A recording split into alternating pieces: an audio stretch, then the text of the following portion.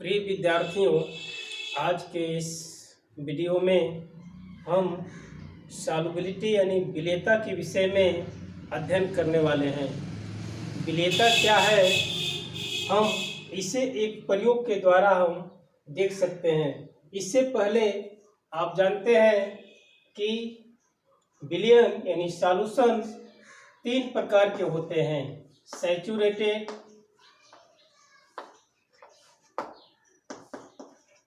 Unsaturated और super saturated.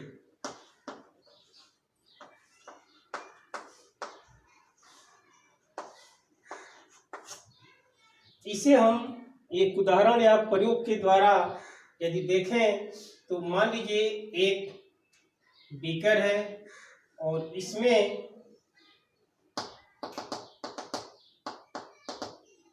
Hundred यानी किसी विलाय का निश्चित मात्रा यानी 100 ग्राम वाटर है, H2O जल, और इसमें शुगर की कुछ मात्रा, शुगर को हम कुछ मात्रा डिजॉल्व करने का प्रयास करते हैं। अगर कुछ मात्रा यदि इसमें ऐड करते हैं तो एक स्टीरर के द्वारा यदि इसको मिक्स करते जाते हैं तो हम देखते हैं कि थोड़ी मात्रा यदि करते हैं शीघ्रता से विलय हो जाता है, और इसके बाद यदि ऐसे ही थोड़ी थोड़ी मात्रा करके यदि हम इसे मिक्स करते जाएं तो एक स्थिति आता है कि उस समय निश्चित अमाउंट इसमें डालने के बाद यदि इसको कुछ क्षण के लिए छोड़ देते हैं तो ये इसमें यानी विलयन के तली में कोई कण दिखाई नहीं देता है। इसका अर्थ है कि ये अभी विलय की और अधिक मात्रा घुल सकती है। तो और कुछ यदि मात्रा ऐड करते हैं और पुनः यदि इसको कुछ देर के लिए छोड़ दें और तली में यदि कोई कण नहीं दिखाई दे तो इसे हम पुनः ये कह सकते हैं कि अभी इसमें और विलय की मात्रा घोली जा सकती है। किंतु एक निश्चित मात्रा के बाद यदि इसमें विलय के कण दिखाई देने लगते हैं तो उस स्थिति में ये हो सकता है कि इसमें और अधिक कण नहीं विलय हो सकते। तो ऐसे विलयन जिसमें और अधिक विलय हो सकता है एट गिवन टेम्परेचर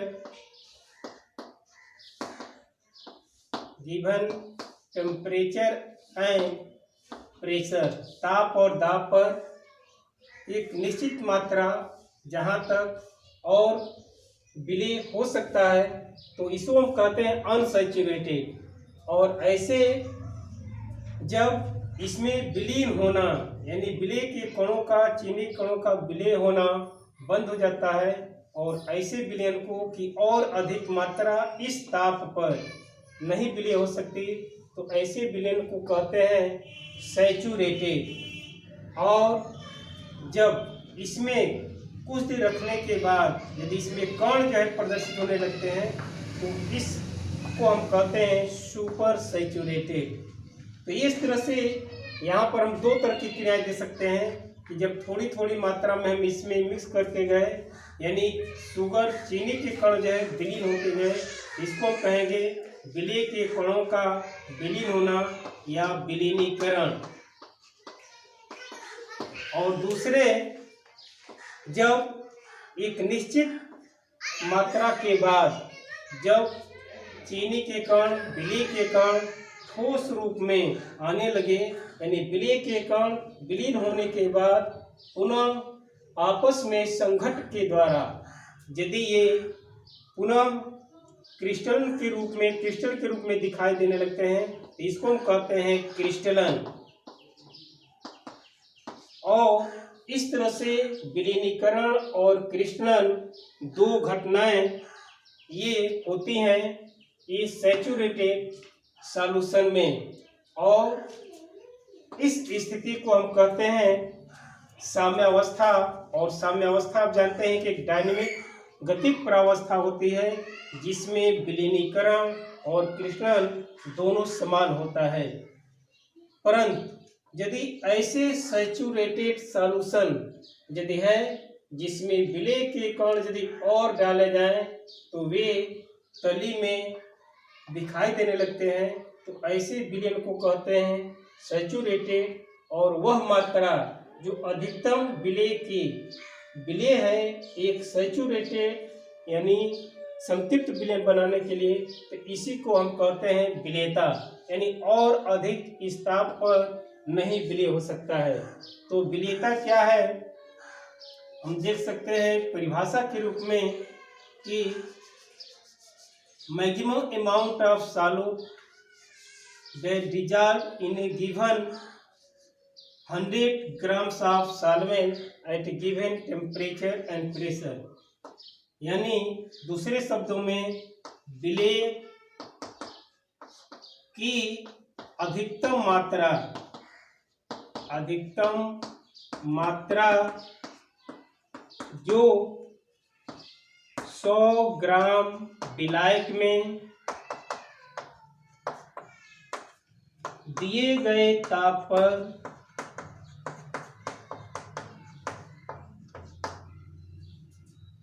वह दाब पर विलय है, अथवा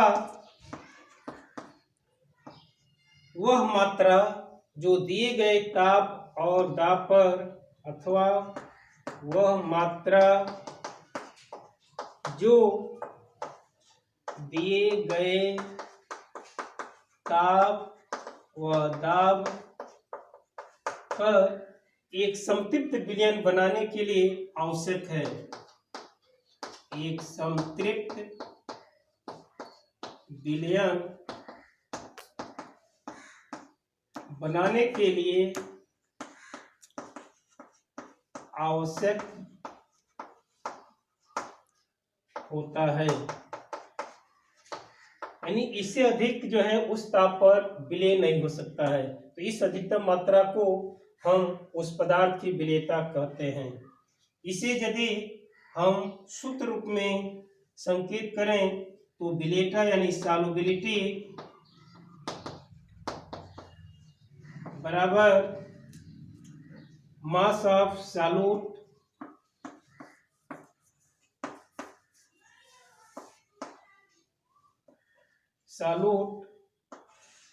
dissolve upon 100 gram of solvent, या मास ऑफ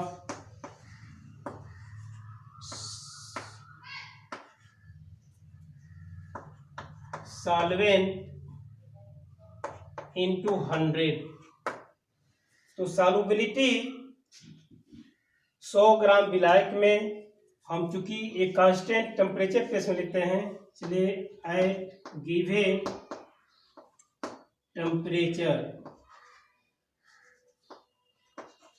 इसको हम T संकेत कर सकते हैं। पर किसी पदार्थ की विलेयता क्या है, उस पदार्थ की मात्रा ग्राम में बटे विलायक का मात्रा गुणे 100, यानी 100 ग्राम विलायक में वह मात्रा जो विलय है वही उसकी विलेयता होती है एट गिवन टेम्परेचर, उस ताप पर। यह प्रतिशत सांद्रता से इस मायने में भिन्न है कि यहाँ पर मास ऑफ सॉल्वेंट की जगह पर हम प्रतिशत विलेयता में यदि प्रतिशत विलेयता की जगह पर हम विलेय प्रतिशत सांद्रता हम प्रयोग करते हैं, तो सांद्रता से इस रूप में भिन्न है कि यहाँ पर विलेय का द्रव्यमान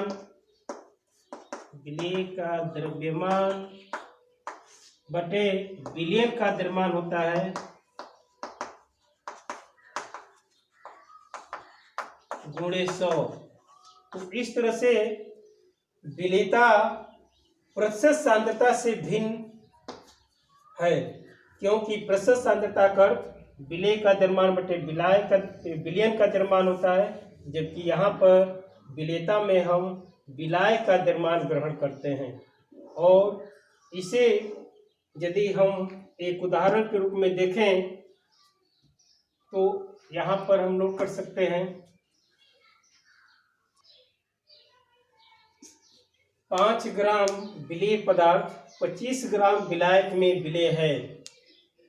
दिया गया ताप 25 डिग्री यदि स्थिर है तो इस पदार्थ की विलेयता ज्ञात करें, यानी 25 डिग्री सेंटीग्रेड पर इसकी विलेयता क्या होगी। तो विलेयता यानी S बराबर विलेय की मात्रा यानी 5 ग्राम बटे विलायक की मात्रा 25 ग्राम गुणे 100, और इस तरह से 4 यानी 20। तो इस तरह से 25 ग्राम प्रति 100 ग्राम विलायक में 25 डिग्री सेंटीग्रेड पर यह विलेय है, यानी इसकी विलेयता होगी 20 ग्राम। और इसी अनुसार यदि प्रतिशत सांद्रता ज्ञात करें तो 5 ग्राम सांद्रता या प्रतिशत सांद्रता इस मायने में भिन्न होगा कि 5 यानी विलेय का द्रव्यमान अब बटे विलयन का द्रव्यमान यानी विलेय का द्रव्यमान प्लस विलायक का द्रव्यमान गुणे 100, और इस तरह से 5/30 और गुणे 100 ये यानी 50/3 और 3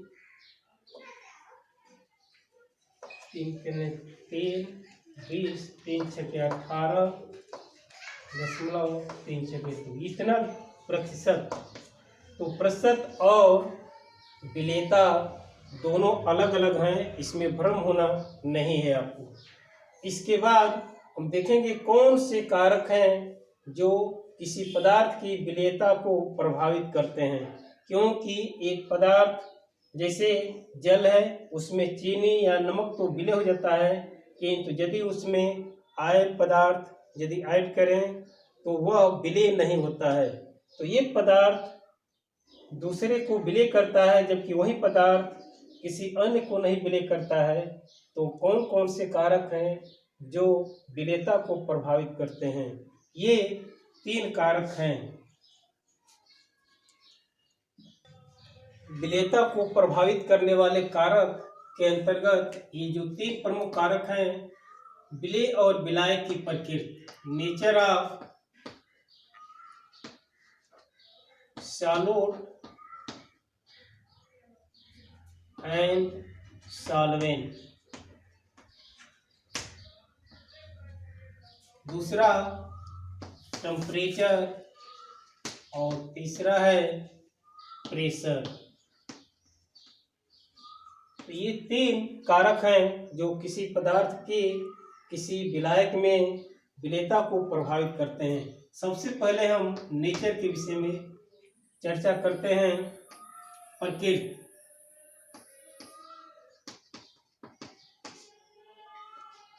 यहाँ पर रसायन विज्ञान में एक कथन है, लाइक डिजॉल्व्स लाइक,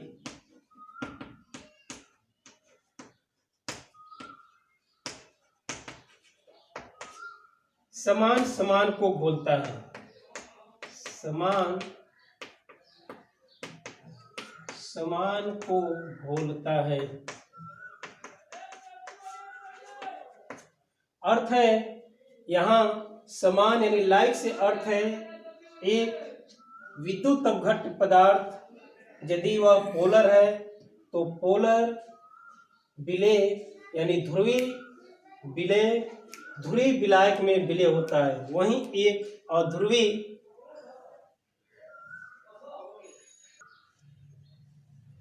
ध्रुवीय यानी पोलर विलेय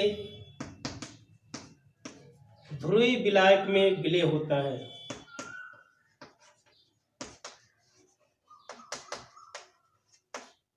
वहीं अध्रुवीय विलेय पदार्थ अध्रुवीय विलायक में विलेय होता है, यानी लाइक डिजॉल्व्स लाइक। जैसे हम देख सकते हैं कि NaCl और शुगर ये जल में विलय हैं,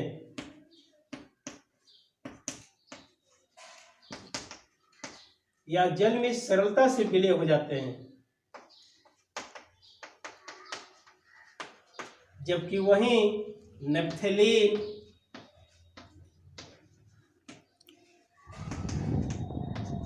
और एंथ्रेसीन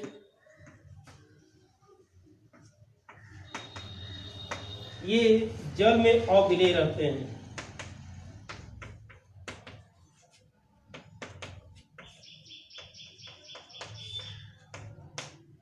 चूंकि NaCl यह नैप्थेलीन से भिन्न है, यह ध्रुवीय होता है, जल भी हम जानते हैं कि ध्रुवीय है, तो इसलिए ये विलय हो जाता है, जबकि नैप्थेलीन एंथ्रेसीन ये कोवैलेंट सहसंयोजी विलय हैं, अतः ये जल में अविलय रहते हैं। वहीं बेंजीन में, जो कि एक अध्रुवीय विलायक है,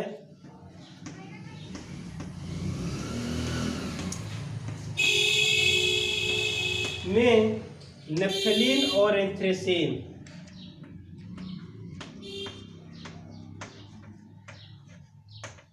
नैप्थेलीन और एंथ्रेसीन पूर्णतः विलय हो जाते हैं।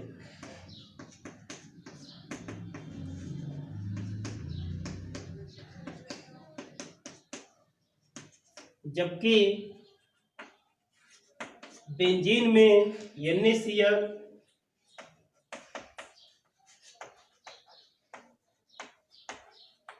और शुगर अविलय रहते हैं।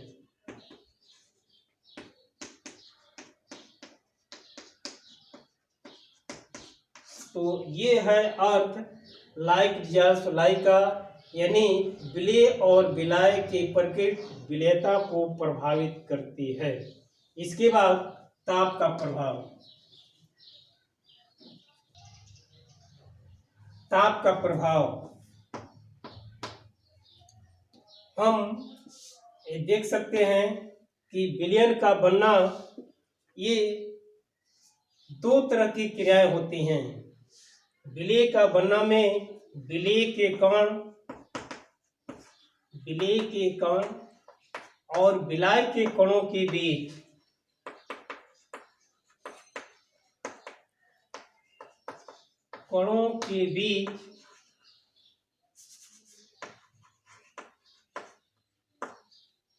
इंटरेक्शंस, अन्योन्य क्रिया,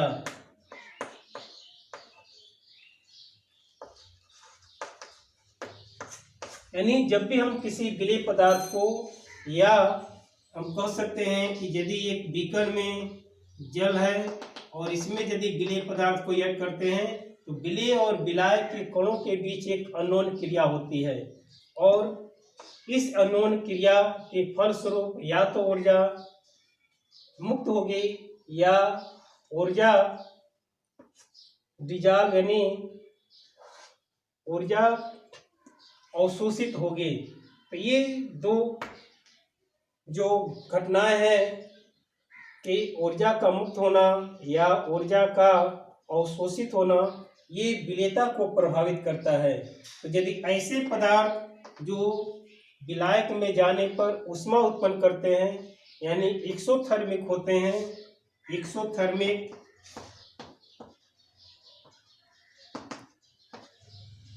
और दूसरे इंडोथर्मिक, दो तरह के विलय पदार्थ हो सकते हैं। एक्सोथर्मिक जिसमें ऊष्मा मुक्त होती है, यानी delta enthalpy, heat of solution कह सकते हैं। हीट ऑफ एंथैल्पी का मान यदि एक्सोथर्मिक है तो इस स्थिति में इसका मान ऋणात्मक होता है, यानी इसका मान 0 से कम होगा। तो इस स्थिति में ऊर्जा मुक्त होती है, तो हम कह सकते हैं कि यदि ताप बढ़ाए गए तो वहां पर विलयता घटती है। ताप बढ़ाने पर विलयता घटती है।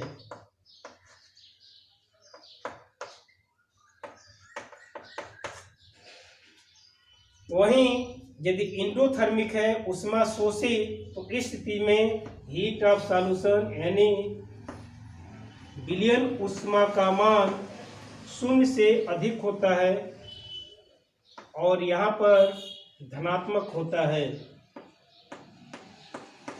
और इस स्थिति में ऊष्मा अवशोषित होती है, यानी ताप बढ़ाने पर, यहाँ पर ताप बढ़ाने पर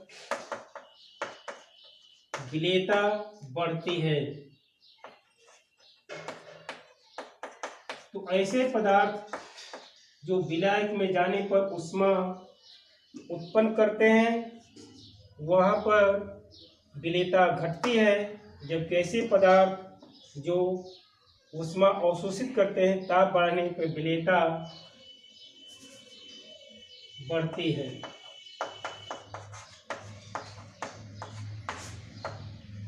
हम यदि किसी ठोस को, विलायक यदि द्रव है और विलेय ठोस पदार्थ है, विलेय ठोस पदार्थ है और विलायक द्रव है, तो यहाँ पर प्रायः विलयन का बनना ऊष्मा शोषित क्रिया होती है और ताप बढ़ाने पर विलेयता बढ़ती है। वहीं यदि गैस विलेय पदार्थ है और विलायक द्रव है, तो उस स्थिति में ताप बढ़ाने पर विलेयता घटती है और यहाँ पर ताप बढ़ाने पर विलेयता घटती है। तो ठोस द्रव विलयन में जहाँ विलेयता बढ़ती है, वहीं गैस द्रव विलयन में ताप बढ़ाने पर विलेयता घटती है। इसी अनुसार यदि ऐसे पदार्थ को हम एक ग्राफ के द्वारा देख सकते हैं, क्योंकि सभी पदार्थ विलायक में जाने पर ऊष्मा अवशोषित नहीं करते। कुछ ऐसे होते हैं जो ऊष्मा उत्पन्न करते हैं या ऊष्मा क्षेपी होते हैं, जैसे उदाहरण में देख सकते हैं यहाँ पर NaOH, Na2CO3 जैसे पदार्थ हैं, ऊष्मा उत्पन्न करते हैं जल में जाने पर। तो इनकी विलेयता यदि हम ताप और सॉल्युबिलिटी के साथ ग्रहण करें, तो इनकी विलेयता ताप बढ़ने के साथ घटती है। तो ये NaOH, Na2CO3, इसी अनुसार ये यदि लिथियम सल्फेट है, तो लिथियम सल्फेट की भी विलेयता Li2SO4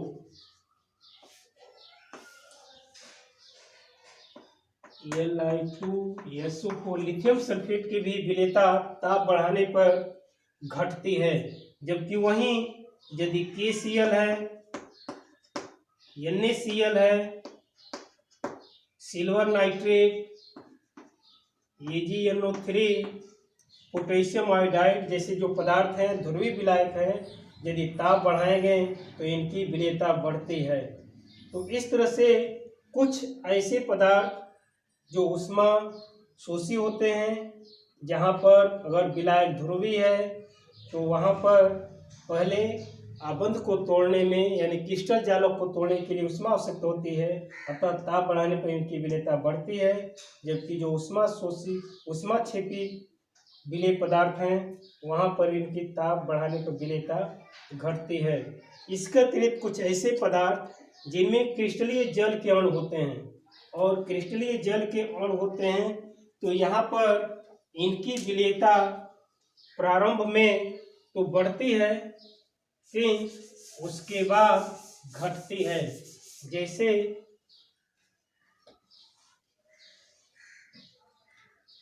ferrous sulphate FeSO4 7H2O, हराकशिस जिसे कहते हैं, और उसी अनुसार सोडियम कार्बोनेट Na2CO3 10H2O। तो इनकी विलेयता इस तरह से पहले बढ़ेगी और उसके बाद से घटती है। और पिक पॉइंट इसको हम कहते हैं ट्रांजिशन टेम्परेचर। और इस तरह से टेम्परेचर और सॉल्युबिलिटी। तो यहाँ पर चूंकि क्रिस्टल जल का अणु है FeSO4 7H2O और FeSO4, यहीं पर Na2CO3 10H2O और यहाँ पर Na2CO3। तो ऐसे पदार्थ जो प्रायः अपने क्रिस्टल में क्रिस्टली जल कण रखते हैं, इनकी विलेयता प्रायः प्रारंभ में तो बढ़ती है, क्योंकि क्रिस्टल पहले जल के अणु बाहर होते हैं, उसके बाद से जल के साथ इंटरेक्शन होता है। तो इस रूप में पहले बढ़ती है और उसके बाद घटती है। इसके बाद प्रेशर का प्रभाव। प्रेशर के विषय में चूंकि ठोस का द्रव विलयन में यहाँ पर उनके जो कंप्रेसिबिलिटी है, संकुचन या कुंचन बहुत कम होता है, नगण्य होता है, या दूसरे शब्दों में दाब के प्रभाव में द्रव और ठोस के घनत्व में या आयतन में कोई परिवर्तन या परिवर्तन नगण्य होता है, अतः यहाँ पर दाब का प्रभाव नगण्य होता है। ठोस द्रव विलयन पर प्रभाव, दाब का प्रभाव नगण्य होता है। वहीं यदि गैस और द्रव है तो यहाँ पर दाब बढ़ाने पर यानी दाब का प्रभाव पड़ता है और दाब बढ़ाने पर गैस की विलेयता बढ़ती है। दाब बढ़ाने पर गैस की विलेयता द्रव में बढ़ती है। तो इस तरह से इस वीडियो में हम जो है विलेयता क्या है और विलेयता को प्रभावित करने वाले कारकों के विषय में अध्ययन किए। उम्मीद है कि आप इसे समझेंगे और आगे भी स्वाध्याय करेंगे।